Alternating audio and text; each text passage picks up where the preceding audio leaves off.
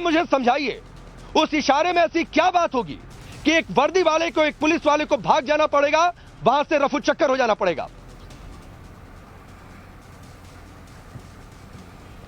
राकेश भाई, आप जर्नलिस्ट हैं और सीनियर जर्नलिस्ट हैं, आप ही बतलाइए, एक नेता जब अपने जनता से राब्ता करता है, बाजाप्ते इलेक्शन कोड ऑफ कंडक्ट के तहत इलेक्शन कमीशन उसको परमिशन देता है, वहां के रिटर्निंग ऑफिसर ने परमिशन दिया, 10 बजे तक सभा थी, आप बीच में इंटरप्ट कर रहे हैं, आखिर किसके कहने पे कर रहे हैं? आप बतलाइए, क्या आप किसके दबाव में आप बीच में आ जाते हैं? जब एक जनता और नेता का रिश्ता है, बातचीत करने के लिए वो प्लेटफॉर्म सजाता है, आप बीच में डिस्टर्ब कीजिएगा। उन्होंने कहा कि 5 मिनट है, ये इलेक्शन कमीशन को इस बात को सोचना चाहिए। भाई, उन्होंने सच कहा कि 5 मिनट है, बचा है, आप क्यों बीच में इंटरप्ट कर रहे हैं? आप खुद बताइए, आप एंकर हैं, आप डायरेक्ट लाइव शो कर रहे हैं, अगर आपके बीच में कैमरामैन या कोई आपका क्रू मेंबर आपको बीच में माइक हटा देगा, बीच में अगर कुछ ये माइक हटाएगा, लाइट हटाएगा, तो क्या आपको डिस्टर्बेंस नहीं होगा? एक आदमी को बोलने, इलेक्शन में तो यही जनता और नेता का रिश्ता बोलने का, समझाने का होता है ना, और वो 5 मिनट तो जो शुरू में ओपनिंग होती है ना, मुद्दे को समझाने के लिए होती है। सुनिए, आदिल आप ही के पास हूं, जो शुरू में ओपनिंग होती है मुद्दे को समझाने के लिए होती है। आपकी 101 बातों से मैं सहमत हूं, असदुद्दीन ओवैसी की 101 बातों से मैं सहमत हूं, लेकिन आप पुलिस वाले को धमकी देंगे कि इशारा कर देंगे तो भागना पड़ जाएगा। मेरे कैमरे के सामने कोई आ जाएगा तो मैं उसको समझाऊंगा कि भाई लाइव चल रहा है, मेरे कैमरे के सामने मत आओ। मैं उसको धमकी नहीं दूंगा, उसको मारूं, उससे मारपीट नहीं करने जाऊंगा, नहीं कहूंगा कि आइंदा मेरे कैमरे के सामने आ जाएगा तो देख लूंगा, ये मैं उससे नहीं कहने जाऊंगा। मेरा सवाल आपके ऑब्जेक्शन पर नहीं था, सुनिए, मेरा सवाल अकबरुद्दीन ओवैसी का ऑब्जेक्शन पर नहीं था। नहीं आदिल, आप मुझे समझाइए, 5 मिनट की धमकी, कौन सा इशारा कि एक पुलिस वाले को भागना पड़ेगा, मुझे ये समझना है।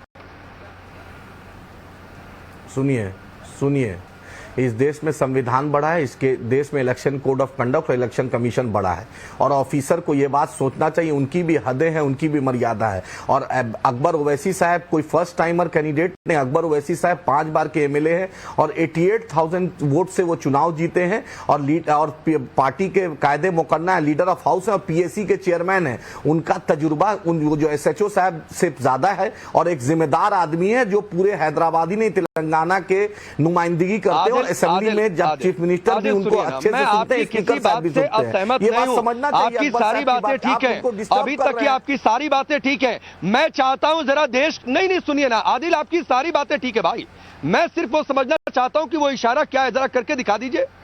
अगर संभव हो देश के लोग भी देख लें कि अकबरुद्दीन ओवैसी कौन सा इशारा कर देते कि वो पुलिस वाला भाग जाता वहां से, मुझे बस वो इशारा जानना है, बाकी सब ठीक है। आप सुनिए, है ठीक सुनिए, ठीक, हैदराबाद में हर स्टेट की जुबान अलग होती है, हर स्टेट का मिजाज अलग होता है। वहाँ हैदराबाद की जुबान है, यहाँ दक्कनी जुबान है, और यहाँ बोलचाल की एक ही तरीके की होती है, कहीं भी चले जाइए, और वो इशारा नहीं, वो धमकी की बात थी। ये एक नहीं सबका नहीं, आप आइए, किसको इशारा, आप धमकी दे रहे थे, उकसा रहे थे, जो मंच के सामने लोग बैठे हुए थे, एक खास वर्ग के, बौखलाहट है ये आदिल। सुनिए,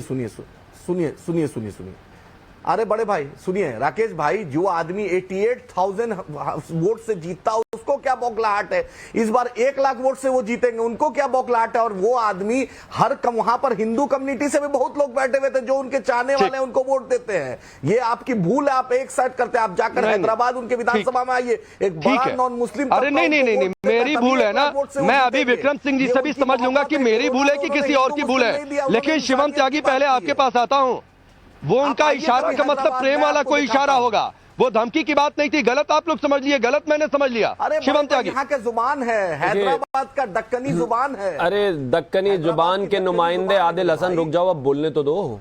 उनका ये कहना था कि अगर इशारा कर दिया तो भागना पड़ जाएगा।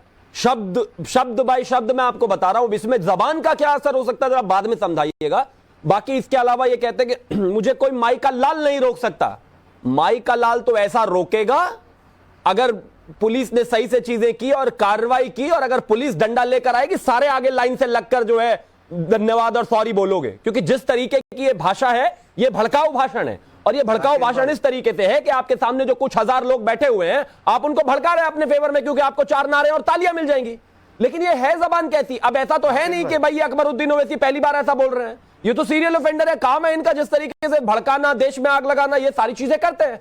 और कमाल की बात है, अगर 5 मिनट रही भी थी और 5 मिनट में उनको और रैली करनी थी तो एक मीठी जबान भी होती है, प्यार से भी बोल दिया जाता है कि भाई 5 मिनट है, अभी 5 मिनट बाद आ जाना, या 5 मिनट रैली अभी चलेगी, नहीं नहीं मैं देख लूंगा, माई का लाल पैदा नहीं हुआ, भागना पड़ जाएगा, अगर इशारा कर दिया तो। कौन हो भाई?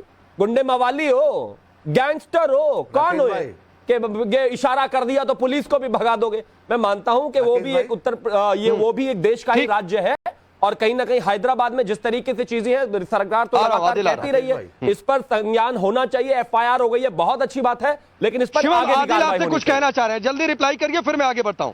आदिल जल्दी।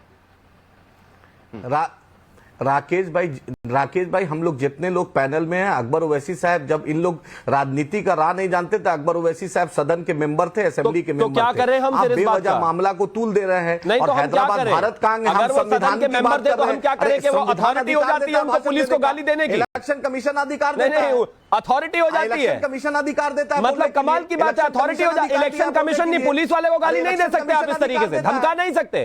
कैसे धमका सकते हो भाई? तजुर्बा है तो गालियां देने लग जाओगे, तजुर्बा तो विक्रम सिंह जी को भी है, तो वो क्या आदिल हसन को गाली देना शुरू कर दिया? अभी पैनल पर बैठकर कहेंगे मुझे तजुर्बा है भाई, मैं तो पुलिस से हूं। इंटरप्ट कर रहे हैं, इंटरप्शन नहीं, ये बेकार तजुर्बे का ढिंडोरा मत पीटिए कि तजुर्बा है, तजुर्बा है, तजुर्बा है। तजुर्बा देखा है उनका कैसा? अलावा गालियों के और कोई तजुर्बा है ही नहीं उनको।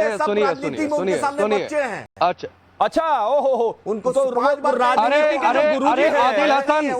आदिल हसन सुनिए एक बात, उनको कहिए भाषा शिवम त्यागी शांत रहेंगे, शिवम त्यागी शांत रहेंगे, आदिल हसन आप भी शांत रहेंगे। सुनिए सुनिए सुनिए, मैं बाहर से हूं, ये भी समझिए, मैं स्टूडियो में नहीं बैठा हूं, ये भी समझिए। आदिल, एक बात कहकर मैं आगे बढ़ता हूं, तजुर्बा विनम्रता लाता है, नम्रता लाता है, तजुर्बा अहंकार और धमकी वाली भाषा लेकर नहीं आता है। बिल्कुल। तो ये बात अपने पार्टी के नेता को समझाइएगा